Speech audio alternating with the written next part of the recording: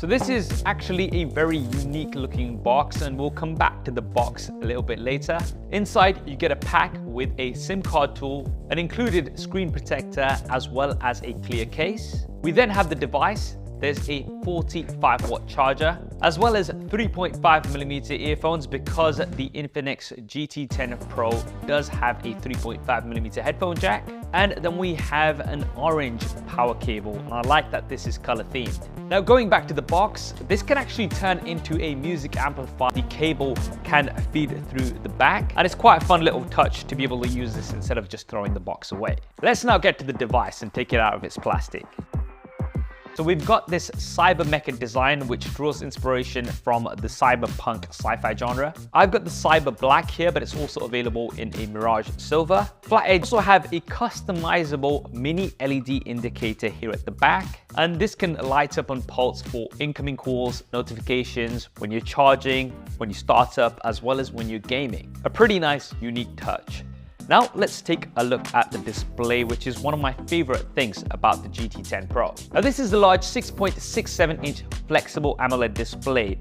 It means the display can actually fold over at the bottom, and it means you don't get a chin. So you've got small uniform bezels, and this has around a 93% screen to body rate, and this has a refresh rate of up to 120 Hz, making everything very smooth. It's using LTPS technology. We also have a 360 Hz touch sampling rate, which makes everything very responsive as well.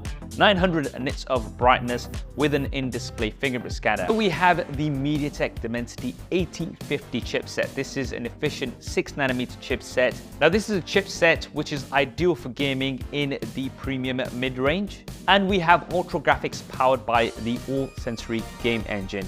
Now this is a combination of that 360 Hz touch sampling. We've got a linear motor, 4D vibration technology, a high precision gyroscope with a symmetrical dual speaker system. We also have 8GB of LPDDR4X RAM, which can be extended up to 16GB by using some of the ROM as RAM. So when you're gaming, you can have other apps open in the background. And expand the storage because you've got a dual SIM card slot, which also has space for a microSD card. And we also have Wi-Fi 6 supported, so you can stream games directly onto the GT10 Pro.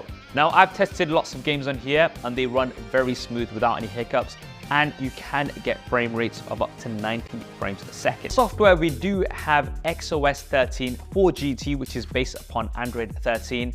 And we have small customizations and additions, such as the icons, which give it that gaming theme. We've got X Arena for your games with a Dartlink engine, so you can customize your gaming experience. And there's also things like Lightning multi-window, as well as split screen view, so you can have multiple apps running at the same time. Now for the cameras, we do have a 32 megapixel selfie camera, which is in the punch out.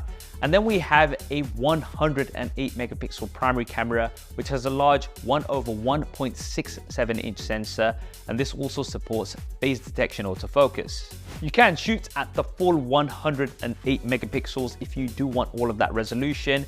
And of course, you do have the AI cam alongside some of Infinix features, such as Super Night, Dual Video, as well as Sky Shop, which will allow you to change the sky in your pictures. And for video, you can record up to 4K at 30 frames a second. Now, the Infinix GT10 Pro does have a large 5000 mAh battery, which you do get that 45-watt charger included out of the box, which is going to give you some very quick talk. What do you guys think of the Infinix GT10 Pro? Drop me a comment below. Let me know your thoughts. Premium mid-tier.